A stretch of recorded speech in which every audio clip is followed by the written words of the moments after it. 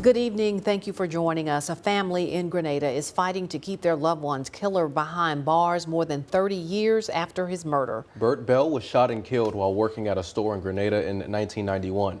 The man convicted and serving time for the murder is set to be released Monday. Our Desmond Matthews talked to Bert Bell's brother about his family's fight to make sure their loved one's killer does not go free. Desmond Matthews joins us in the studio with more. Desmond. Andrea Winston, Gene Bell says his brother was just 21 years old when he was shot and killed. Their father passed away in March of this year and says his dying wish was that his son's killer never walked the streets again.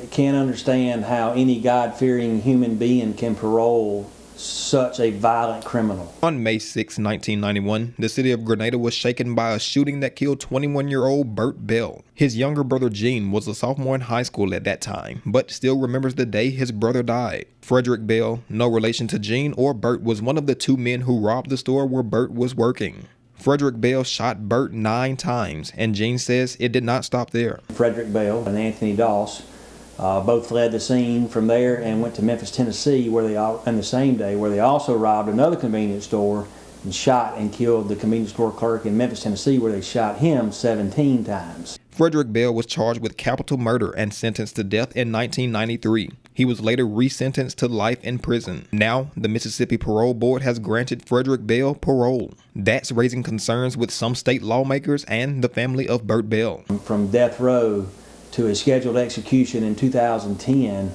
to a stay of execution by the governor then, to pleading that he's mentally retarded, mentally unable to cope with society, to resentencing because he was able to get deemed mentally unable, to parole hearings beginning in 2015 to a release in 2022. When 2022 approached, the fight to keep his brother's killer behind bars kicked into high gear.